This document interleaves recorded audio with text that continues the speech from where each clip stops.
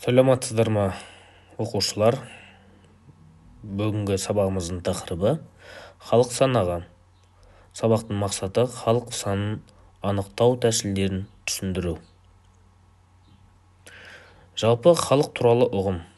Бұл халық туралы ұғым негізі екі бағыттан тұрады: этногеография және демография. Этногеография халықтардың пайда болуы және өзара тығыз қарым-қатынастары туралы зерттейтін ғылым. Демография халықтың ұдайы өсуін, халық санын, табиғи өсу мен халықтардың жасын зерттейтін ғылым. Негізгі түсініктер: туу коэффициенті, өлу коэффициенті, ұдайы өсу, халықтың орташа өмір сүру жасы, демографиялық жарылыс, демографиялық кризис, демографиялық көрсеткіштер, демографиялық саясат, халықтың жастық құрамы, халықтың тығыздығы, миграция, эмиграция, иммиграция, ұлттық діндер тағы басқа. Халық санағы.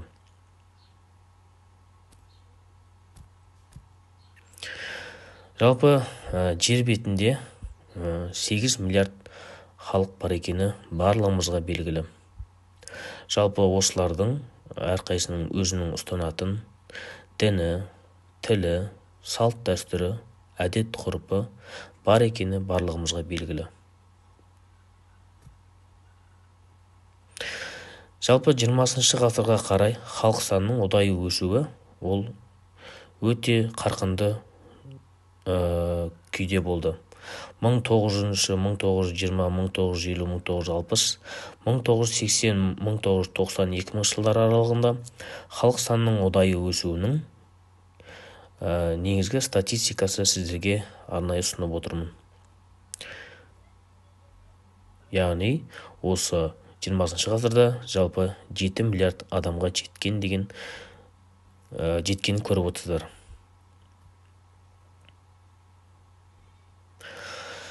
Осы күнге дейін жер шарында 8 миллиардқа адам дүние өмір сүреді. 8 миллиардқа жуық адам өмір сүреді. Жыл сайын өмірге шамамен 140 миллион адам келеді. Әрбір секунд сайын 3 адам. Әрбір минут сайын 175 адам. Әрбір сағат сайын 10,4 мың адам. Әрбір апта сайын 250 мың адамды құрайды. Әрбір апта сайын жер шарында жаңа Харьков немесе Гамбург қосылады, яғни Харьков, Гамбургте халқы бар адамдар қосылады. Әр ай сайын Австралия мен Тунис елдерінің халқы қосылады. Халықтың ұдайы өсуі бұл туу көрсеткіші мен өлу көрсеткіші, яғни екеуінің арақатынасы. Туу мен өлудің айырмасы табиғи өсу деп аталынады. Яғни табиғи өсуді табу үшін туудан өлуді аламыз. Сонда табиғи өсім шығады. Халықтың ұдайы өсуінің екі типі бар. Яғни халықтың ұдайы өсуінің бірінші типіне туу және өлу көрсеткіштері табиғи өсу төмен болып келеді. Халық саны ол жақта тұрақты болады. Халықтың қартаюы байқалады, яғни жалпы халық санында қарт кісілердің артуы байқалады.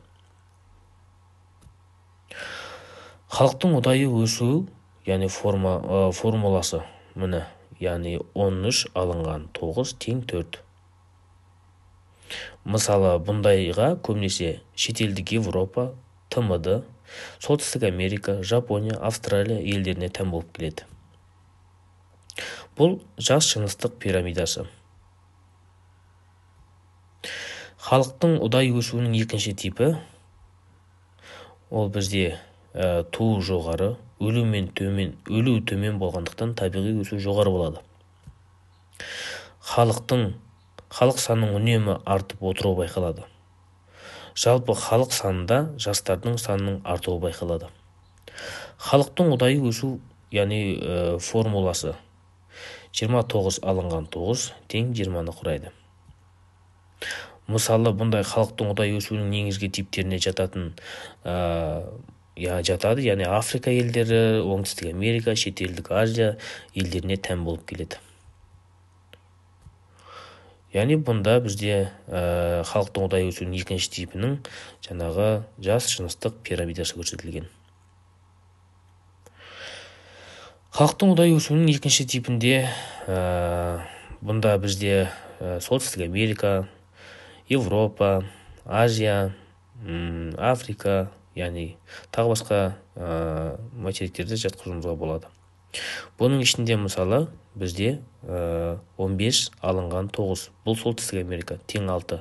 Яғни халықтың табиғи өсімі 6-ға тең. Европада 11 алынған 11 тең 0. Яғни екеуі тең дәрежеде. Бізде жаңағы Азияда көбінесе 24 алынған 8 тең 16. Яғни халықтың ұдайы өсуі 16-ға тең. Яғни Австралияда 19 алынған 8 тең 11. Халықтың ұдайы өсуі 11-ге тең. 25 алынған 7 бізде 18 тең, бұл Солтүстік Америкаға, Оңтүстік Америкаға тең. Демографиялық өсудің екінші типі. Яғни екі типі бар. Бұндағы демографиялық дағдарыс және де демографиялық жарылыс. Демографиялық дағдарыс дегеніміз экономикасы дамыған елдерде байқалады.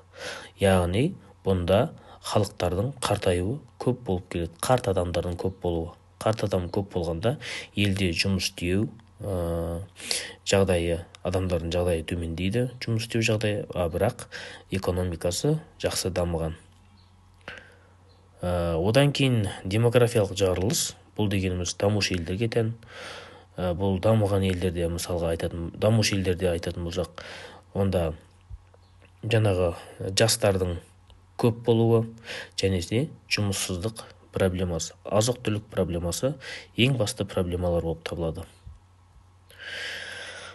Енді кесімді диаграмма халықтың ұдайы өсуінің типі, екінші типіна демографиялық жарылыс. Демографиялық жарылыстан өлу жоғары, туу төмен, яғни табиғи өсім жоғары болады. Дамушы елдерге тән болып келеді, бұл 26 алынған 9 тең 17. Яғни өсу бізде жоғары. Халықтардың нақты санын қалай білуге болады? Бұны бізге арнайы халық санағы береді. Яғни 2010 жылы, яғни әрбір 10 жыл сайын халық санағын жүргізіп отыруға міндеттелінеді.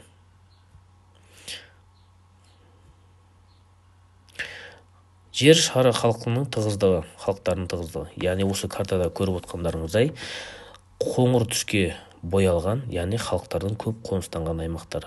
Бізде көбінесе Европада, Үндістанда, яғни Үндістан түбегінде, және де бізде Қытайда, яғни Қытайдың шығысына қарай, яғни халықтардың көбі қоныстанған. Жалпы жер бойынша, дүниежүзі бойынша 5 миллиард адам осы Евразия материгінде қоныстанған екен. Климаттық белдеулер, яғни адамдардың да осы қоныстануы тікелей климаттық белдеуге де байланысты. Мысалға, біреу адамдар жылы жақта өмір сүргісі келеді, кейбіреуі қоңыржай ендікте тұра береді деген сияқты. Осыны климаттық белдеулерінде адам өміріне, яғни көшіп қонуына, өмір сүруіне тікелей қатысы бар екен. Үйге тапсырма. Халық саны жоғары 10 елді табу. Халық саны төмен 10 елді табу.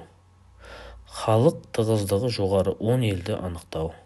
Халық тығыздығы төмен 10 елді анықтау. Осы елдердің барлығын кескін картаға түсіру. Құрметті оқушылар, сіздер бүгінгі сабақтан жақсы түсіндіңіздер деп ойлаймын, және де жақсы білім алдыңыздар деп ойлаймын. Сау болыңыздар.